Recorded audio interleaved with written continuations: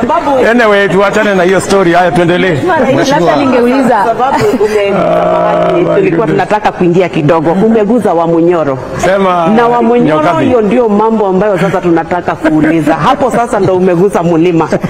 Wakati ulikuwa hapa na watu walikupenda sana, ulimchagua Bwana Rigathi Gachagua akawa naibu wako, mkaingia katika uongozi.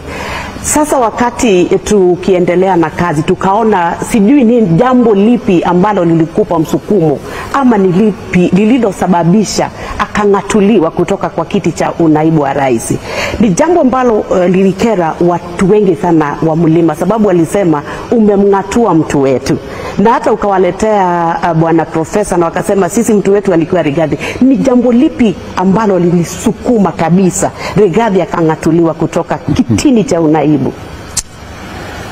Hiyo ni swali ambayo itajibiwa na watu wengi, kwa sababu wenye kumtoa Rigathi ofisini, mimi hakuna mahali nimeweka sahihi atolewe. Sheria ilifuatwa, lakini wacha nikujibu. wenye kumtoa wakamtoa, ndio. Lakini nataka nikurudishe nyuma kidogo kabisa. Mimi ndio nimenominate Rigathi Gachagua, si ndio? Hakupigiwa kura ati ndio mimi ni nominate. I nominated him kwa sababu katiba ya Kenya sehemu ya 148 inasema rais ndiye ana nominate, si ndio? Mimi ndio nimemnominate na nimemnominate kwa kura yangu moja, si ndio?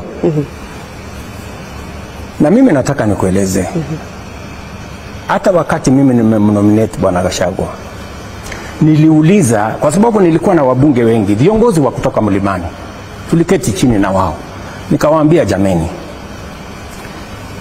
mimi nimefanya kazi na Mheshimiwa Uhuru Kenyatta miaka 10, nimefanya kazi kabla ya hiyo, nimekuwa rafiki ya watu wa mlimani na wameniamini, wanataka kunipatia kura zao.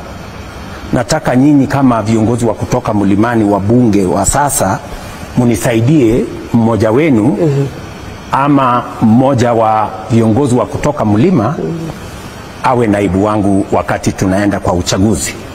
Nasikia Nyokabi? Nasikia. So nikawaachia nafasi, nikamwambia haya munipatie mtu.